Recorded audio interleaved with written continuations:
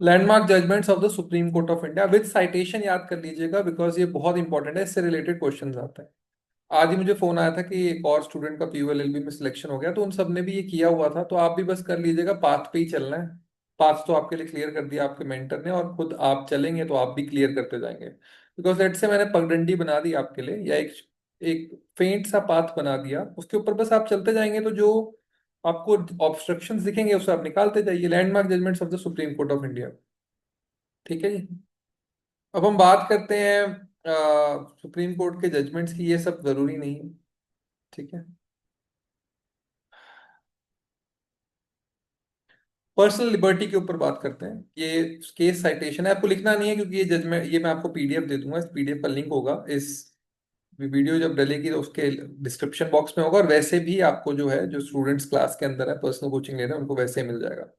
तो personal liberty procedure established by law, A K Gopalan versus state of Madras, पहला ही case है, बहुत इंपॉर्टेंट केस है।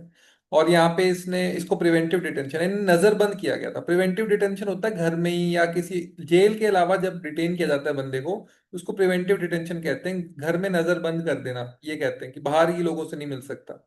इसका प्रमुख उदाहरण है जम्मू कश्मीर में जब 370 हटा था, तो महबूबा मुफ्ती और उमर अब्दुल्ला को प्रिवेंटिव डिटेंशन दिया गया था। तो आप इसको देख सकते हैं, प्रिवेंटिव डिटेंशन क्या होता है। ये इसलिए होता है कि उसके बाद कोई उत्पात ना करे। तो preventive detention article 22 of the constitution of India में है, उसको एक बार देख लीजिएगा। और इन्होंने लीगैलिटी चेक की थी आर्टिकल 32 के अंदर, आर्टिकल 13 की जो डिटेंशन है वो 13, 19, 21 और 22 को कॉन्स्टिट्यूशन को कर रहा है। और यहाँ पर एससी ने बोला था कि नहीं, article 22 was a self contained code, और अगर पर्सनल लिबर्टी स्टेट लेके जा रहा है और प्रोसीजर एस्टेब्लिश्ड बाय लॉ है, तो ये वायलेटिव नहीं होता है। मतलब कानून बनाया हुआ है, कानून के तहत अगर आपकी लिबर्टी ली जा रही है तो वो वायलेटिव नहीं। ठीक है। अब एक और जो यहाँ पे चीज आई है पर्सनल लिबर्टी के ऊपर ही, पर्सनल लिबर्टी मतलब आपको घूमने फिरने जीने वीने सबकी आजादी में आ जाता है ना, आजादी, बेसिकली आजादी, लिबर्टी, फ्रीडम, क्या आप मूव कर सकते हैं। अब यहाँ पे देखिए, Maneka Gandhi versus union of India के अंदर ये ए के गोपालन के केस के बाद आया था, 28 साल के बाद। इमरजेंसी के बाद का केस है, इमरजेंसी की ठीक बाद का केस।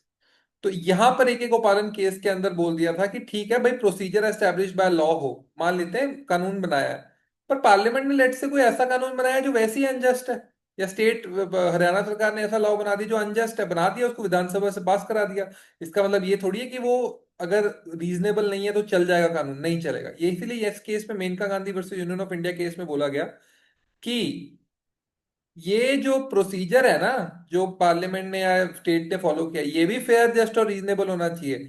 मान ले मैं कानून बना लेता हूँ कि भाई आप प्रिवेंटिव डिटेंशन सरकार कर सकती है 100 दिन के लिए बिना कोई रीजन बताए। अरे ये तो वैसे ही मेरे आर्टिकल 14, आर्टिकल 21 का वायलेशन हो गया, मुझे बिना बनाए कैसे आप नजरबंद कर सकते हो। तो फेयर होना चाहिए, जस्ट होना चाहिए, रीजनेबल होना चाहिए। तो जब भी सरकार प्रिवेंटिवली डिटेन करती है ना, मान लो 2 मंथ से ऊपर करना चाहती है तो हाईकोर्ट जज और एक बेसिकली कमिटी सी बैठती है, वो चेक करती है कि हाँ भाई इसको डिटेन करना भी चाहिए या नहीं। अगर वो यस बोलते हैं तभी हो पाता है। तो मतलब फेयर होना चाहिए, जस्ट होना चाहिए, रीजनेबल होना चाहिए। ठीक है। Fair reasonable, very important judgment Maneka Gandhi. Passport case भी बोलते हैं, पासपोर्ट केस भी बोला जाता है इसको। लाइफ एंड लिबर्टी, इसके आगे आप लिख सकते हैं एडीएम जबलपुर वर्सेस शिवकांत शुक्ला के आगे लिख सकते हैं, इसको कहते हैं ब्लैक केस ऑफ इंडिया।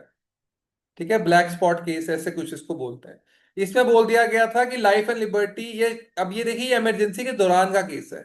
इसमें बोला गया था कि जब इमरजेंसी ऑपरेशन में तो सारे राइट्स ही सस्पेंड हो जाते हैं।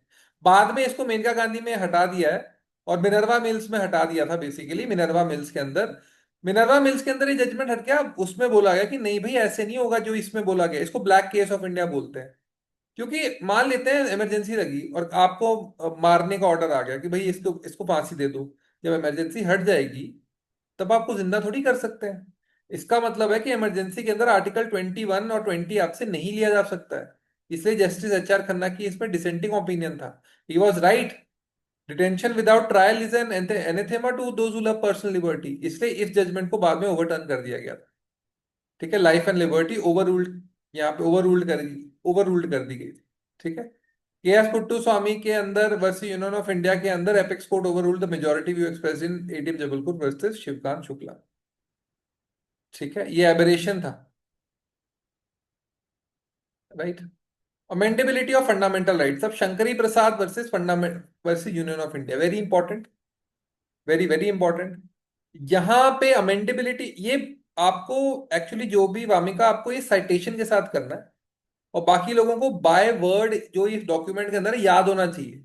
सो मान लेते हैं क्लास जो है 40 मिनट्स की होती है, लेकिन इसको याद करने में कम से कम आपको 1 से 1.5 घंटा लगेगा, क्योंकि हर केस के फैक्ट्स अलग है। Shankari Prasad versus union of India, this case dealt with the amendability of fundamental rights. क्या फंडामेंटल राइट्स अमेंड हो सकते हैं? तो यहां पर सुप्रीम कोर्ट ने, शंकरी प्रसाद 1952 का केस है, यहां पे बोला गया कि आर्टिकल 368 में अमेंडमेंट पावर है कॉन्स्टिट्यूशन की पार्लियामेंट के पास।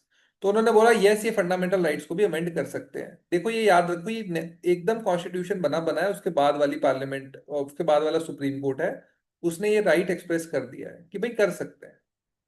ठीक है, कर सकते हैं। और आर्टिकल 13(2) के अंदर वैसे भी एक्सेप्शन है आर्टिकल 368 की। तो यही फाउंडिंग फादर, फाउंडिंग जो सुप्रीम कोर्ट के जजेस हैं, उनका यही मत था कि फंडामेंटल राइट्स भी लिए जा सकते हैं, उनको डिलीट कर सकते हैं, ऐड कर सकते हैं। और ये सज्जन सिंह में दोबारा बोला गया वर्सेस स्टेट ऑफ राजस्थान, ये आया 1965। अब आया अमेंडेबिलिटी ऑफ फंडामेंटल राइट से आईसी गोलकनाथ, 1967 में दोबारा केस आया। देखो 65 के बाद 67 में केस आया कि क्या अमेंडमेंट कर सकते हैं फंडामेंटल राइट्स की।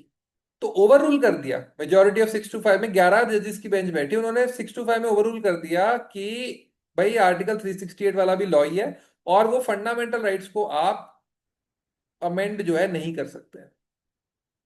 यहाँ पे बोलते हैं नहीं कर सकते। देखो टोटली ऑपोजिट जजमेंट्स हैं, 67 में जो जजमेंट्स आई आईसी गोलकनाथ की, उसमें बोलते हैं नहीं कर सकते हैं, बिल्कुल नहीं कर सकते। सज्जन सिंह वर्सेस, सज्जन सिंह का केस जो है, सज्जन सिंह आईसी गोलकनाथ का जो केस है, उसमें बोला कि आप नहीं कर सकते हैं। शंकरी प्रसाद और सज्जन सिंह में तो सेम बोला, आईसी गोलकनाथ ने बोला नहीं कर सकते आप, फंडामेंटल राइट्स रहेंगे। फिर आई doctrine of basic structure, Kesavananda Bharati में बोला गया कि भाई कर तो सकते हो, कर सकते हो, दोबारा वापस वो स्टेटमेंट आ गई, लेकिन एक बेसिक स्ट्रक्चर होगा, और बेसिक स्ट्रक्चर कौन डिटरमाइन करेगा? वो करेगी जुडिशरी डिटरमाइन। तो over a period of time basic structure के अंदर आ गया कि आप पार्लियामेंट डेमोक्रेसी नहीं लेके जा सकते, आप सेक्युलरिज्म नहीं डिलीट कर सकते, आप ये ब्रदरहुड फ्रेटर्निटी नहीं डिलीट कर सकते, आप आइडियल्स जो हैं हमारे वो डिलीट नहीं कर सकते, आप कॉन्स्टिट्यूशनल डेमोक्रेसी जो है, पार्लियामेंट्री डेमोक्रेसी, वो नहीं डिलीट कर सकते। तो ये आप सारे basic structures of the constitution में बोल दिए गए। अब इसमें इससे भी जरा बड़ा बेंच बैठा, उसमें 6-5 यानी कि, आप देखिए 6 और 5, यानी कि 11 जजेस थे। ठीक है, 6 और 5 में यानी कि 11 जजेस थे, यानी कि 6 and 5, मेजोरिटी ऑफ 6-5 में 11 जजेस थे। इसमें 13 जजेस बैठे, ये सबसे हाईएस्ट बेंच है जो बैठा है एक टाइम पे। तो 13 जजेस थे, इन्होंने बैठ के बोला कि फंडामेंटल राइट्स जो हैं वो वे बियॉन्ड पार्लियामेंट अमेंडिंग पावर है, basic structure of the constitution है, और ये कॉन्स्टिट्यूशनल अमेंडमेंट से आप नहीं कर सकते। ठीक है, और बोला कि ये केस टू केस डिसाइड होगा, बेसिक स्ट्रक्चर नहीं हो सकता, हट नहीं सकता, केस टू केस डिसाइड होगा। यहाँ पर डॉक्ट्रिन ऑफ बेसिक स्ट्रक्चर की एप्लीकेशन, क्योंकि 1973 का केस था, 73 का, उसके बाद 75 से फिर बेसिक स्ट्रक्चर डॉक्ट्रिन चल पड़ी। ठीक है, बेसिक स्ट्रक्चर डॉक्ट्रिन चल पड़ी। जुडिशियल रिव्यू को जैसे यहाँ पे आप देखेंगे, इसको बता दिया, अगर जुडिशियल रिव्यू हटा रहे हैं आप, यहाँ से क्या कर रहा था पार्लियामेंट में, पार्लियामेंट ने एक लॉ पास किया, उसमें से जुडिशियल रिव्यू ही हटा दिया। जुडिशियल रिव्यू बोल दिया उन्होंने, भाई सीधा बोला कि judicial review is a basic structure of the constitution, तो आप नहीं हटा सकते। Via Kesavananda Bharati case, judicial review मतलब लॉज को रिव्यू करना कि क्या वो सही है या गलत है, कॉन्स्टिट्यूशनल है या नहीं है, बेसिकली ये कॉन्स्टिट्यूशनल है या नहीं है। इस पावर को पार्लियामेंट लॉ बना के हटाना चाहती थी 42nd अमेंडमेंट एक्ट में। इसको सुप्रीम कोर्ट ने खारिज कर दिया, उन्होंने बोला कि जुडिशियल रिव्यू की पावर ले रहा है तो बेसिक स्ट्रक्चर के अगेंस्ट है, इसलिए केशव नंदा भारती में जो बोला गया उसको वायलेट कर रहा है, इसलिए ये लॉ ही नहीं है, वैलिड नहीं है, 42nd amendment is not valid, 4:1 से बोल दिया गया। ठीक है, ठीक है, okay.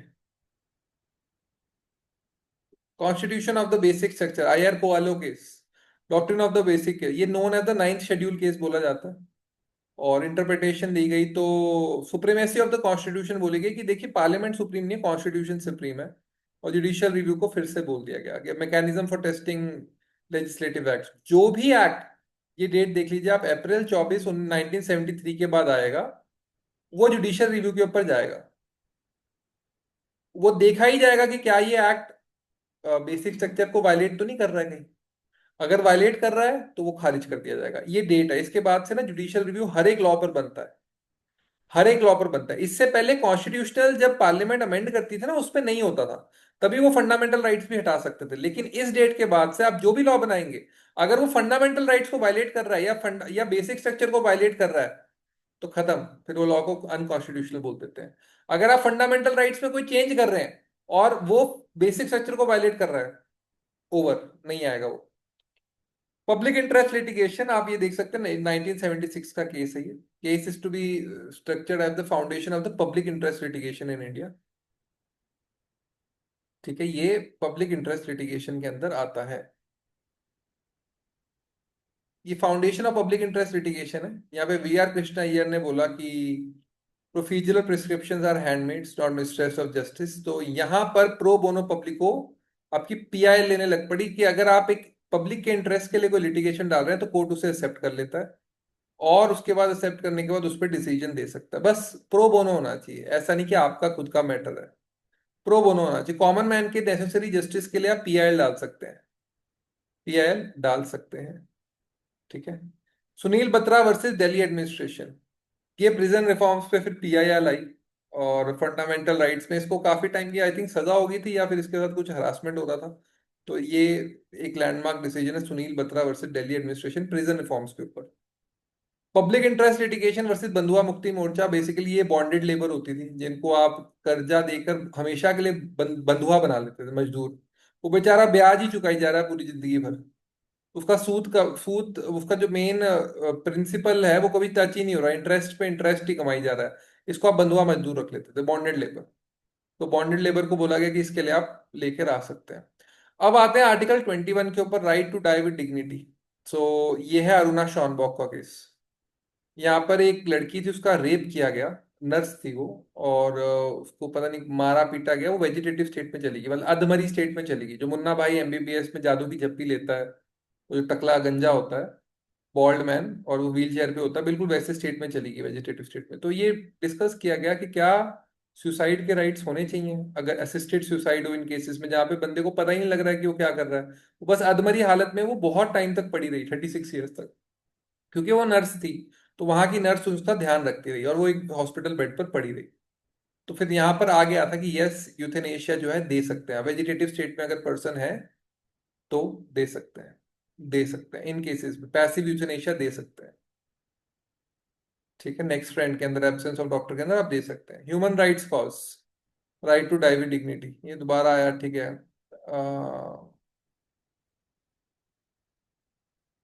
Recognition of transgender person. Transgender person यानी जो ना मेल है ना फीमेल है, उनको थर्ड जेंडर का कैटेगरी दी गई। अब जितने भी फॉर्म्स आप भरते हैं उसमें पूछा जाता है male female any third gender. तो ये केस बड़ा इंपॉर्टेंट है, national legal service authority versus union of India, 2014 का केस है। This is the case of 2014।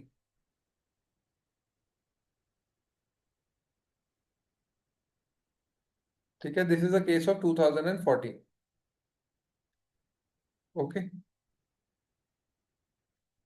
सो यहाँ पर थर्ड जेंडर्स को दे दिया गया, very important case, national legal service authority versus union of India. मुझे ये सारे केसेस ऑलमोस्ट आते हैं, उस बेसिस पे आप लीजिए कि मेरी रैंक भी आ जाती है। ठीक है, यहाँ पर उनको बोला गया कि इनके लिए आप एक रिजर्वेशंस भी लेके आ सकते हैं, आप इनके लिए काम कर सकते हैं, आप इनके लिए बहुत सारी चीजें जो मतलब बेसिकली हेल्प करने के लिए बोला गया कि इनको थर्ड जेंडर को दिया जाए above the binary genders. Justice K S Puttaswamy 2017, right to privacy case, ये बड़ा इंपॉर्टेंट है, इसकी साइटेशन लिख लीजिए अगर आपके पास साइटेशन इसकी, वैसे अभी अभी याद कर लीजिए। Justice K S puttu Swami versus union of India 2017, 10 SSC। ठीक है जी, ये बड़ा इंपॉर्टेंट केस है, और इसके इंपॉर्टेंट होने का कारण है कि ये राइट टू प्राइवेसी आया है इसमें, जितना भी आपको प्राइवेसी राइट्स मिलते हैं अभी उसको ये इंटरप्रेट करता है केस, वेरी इंपॉर्टेंट केस। ठीक है, पॉपुलरली नोन एज धार केस, और आर्टिकल 21 के अंदर ही आया। ठीक है जी, ये आ गया।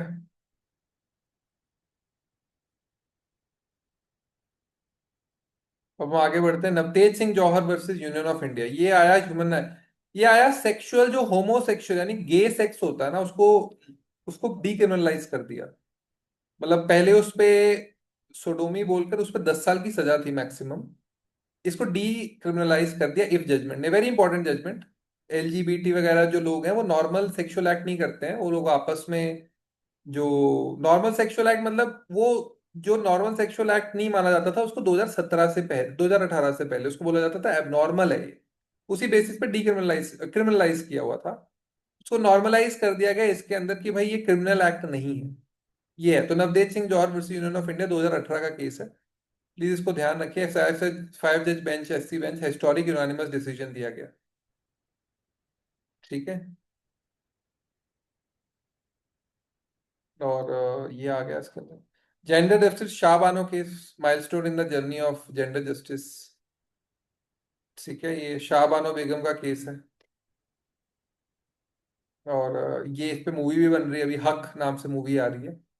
और ये शाहबानो केस में बेसिकली राइट्स दिए गए थे मुस्लिम वुमेन को कि उसको मेंटेनेंस राइट्स मिलेंगे। उसके बाद लॉ लाया गया, लेकिन उसको भी बोला गया कि अगर लॉ भी ले आए हो आप तब भी उसको मेंटेनेंस राइट्स मिलेंगे, और वो 125 में दे देते हैं हम सीआरपीसी के अंदर।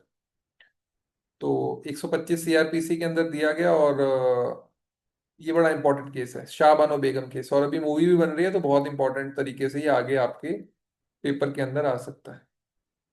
ठीक है। जेंडर जस्टिस, ये जितने भी सेक्सुअल हरासमेंट आपके सेक्सुअल हरासमेंट से रिलेटेड आपके जितने भी कमिटीज बनती है ना, वो posh committees, prevention of sexual harassment, बड़ी बड़ी मल्टीनेशनल कॉरपोरेशंस में बनती हैं, पब्लिक इंस्टीट्यूशंस में भी बनती हैं। तो वो जेंडर जस्टिस के लिए ये Vishakha versus state of Rajasthan में जस्टिस जेएस वर्मा ने बनाई थी। चीफ जस्टिस जेएस वर्मा, लिखिए आप, किसने ऑथर की? जस्टिस जेएस वर्मा ने। ठीक है, लिखिए, जस्टिस जेएस वर्मा ने की।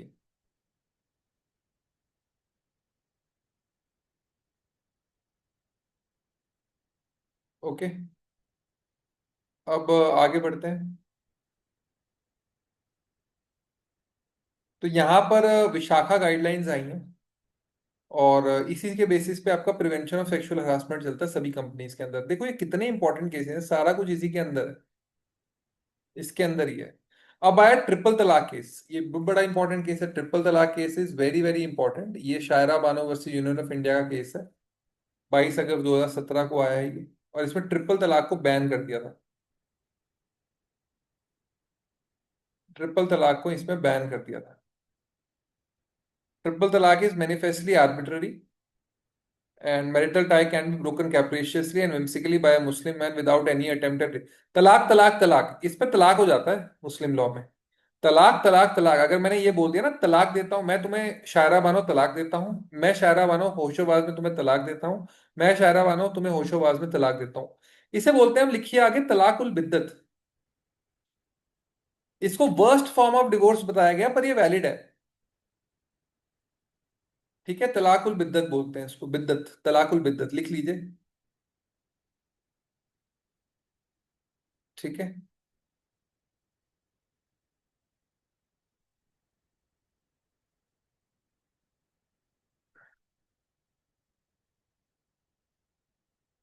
तो ये मेजॉरिटी रेशो 3:2 से बोला गया था कि नहीं, ये इनवैलिड है, और ट्रिपल तलाक को बैन कर दिया गया था। बोला गया था आर्टिकल 14 के अगेंस्ट है।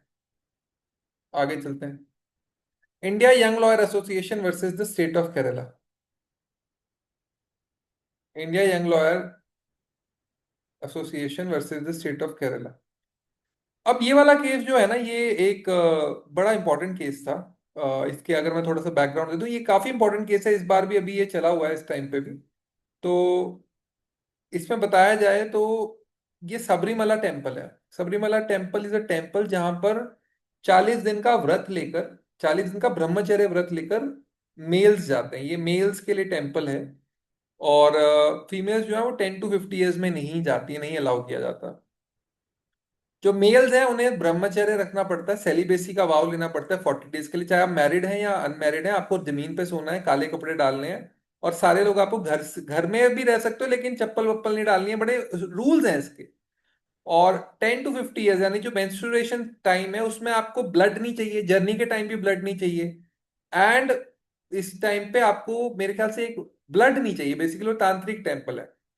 तो उन्होंने टेम्पल में अपने रूल्स बनाए हुए थे कि हमें ये वाले एज में हम ये we this is the rules of our temple, जिसको आना है श्रद्धा है वो आइए, जिसको नहीं आना है वो नहीं आइए। अब बात यह है कि इस टेम्पल पे इतने रूल्स के बाद, एक सेकेंड रुकिएगा।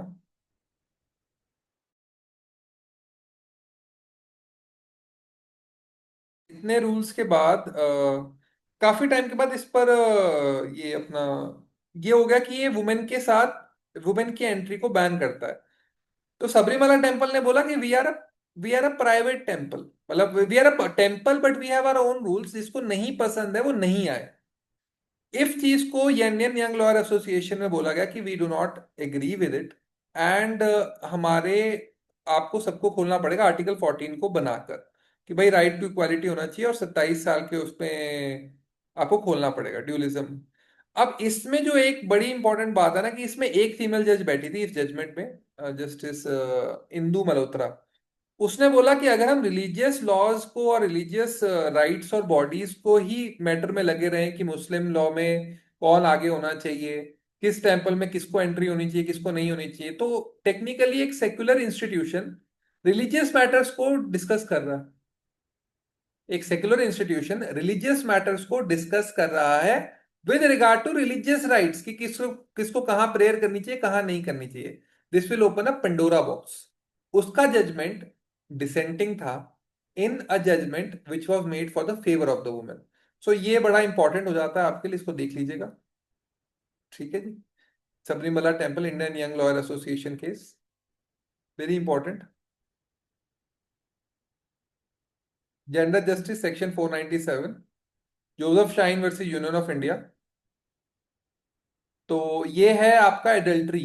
एडल्ट्री क्रिमिनलाइज थी। Adultery was criminalize. एडल्ट्री मतलब अपने शादीशुदा होने के बावजूद भी बाहर कहीं पर किसी के साथ एक्स्ट्रा मैरिटल रिलेशनशिप करना, लिव इन में रहना।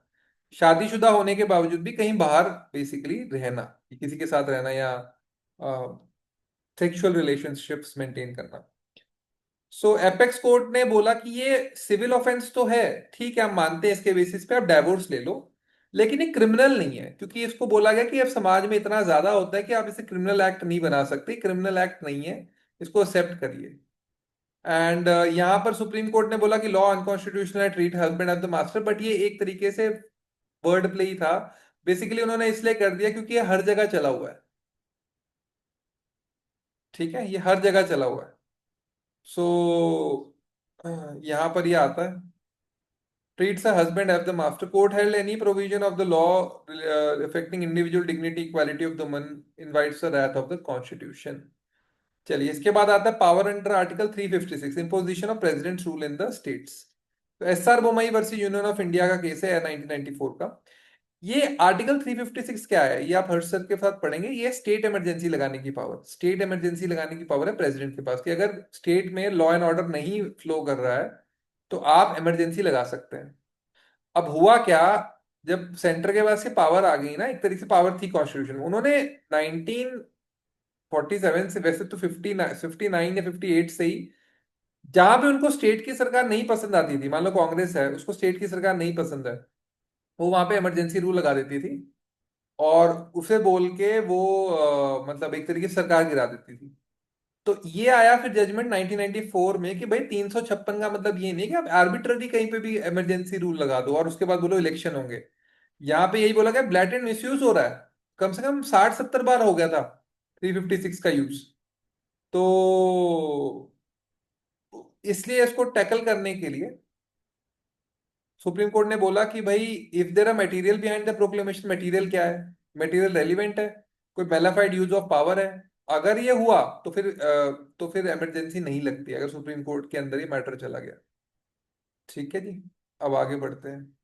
Election reforms, right not to vote, NOTA case. जो नोटा केस आपके सामने आता है, नोटा केस जो आता है ना आपके सामने, right to vote, right not to vote, वो इस केस से आया है। ठीक है, राइट नॉट टू वोट। भाई मेरे को इतने खराब कैंडिडेट्स लग रहे हैं सारे, कि भाई राइट नॉट टू वोट है मेरा, मेरा है राइट नॉट टू वोट।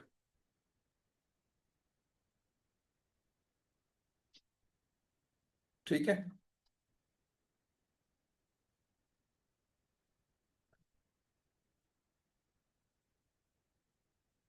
आगे बढ़े।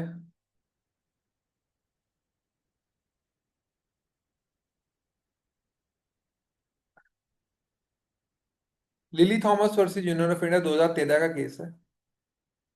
और इसको बताया गया कि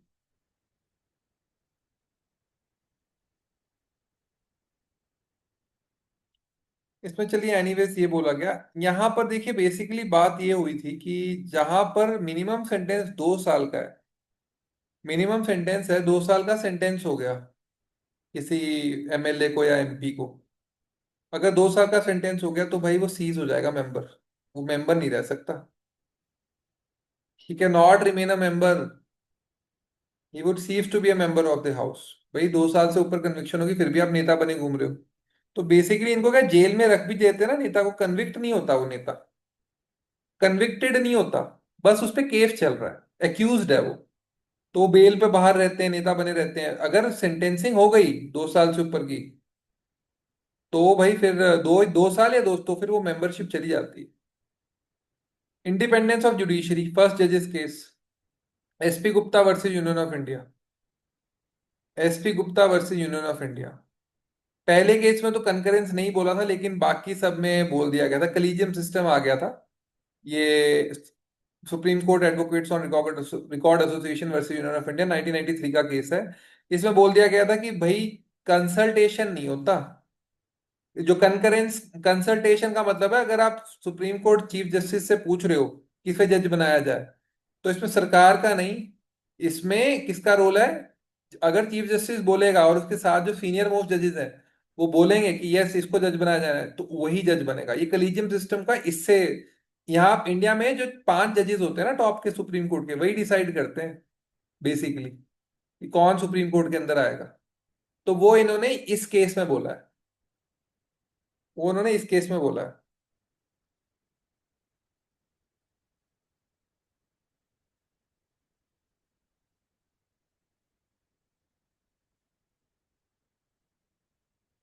ठीक है जी।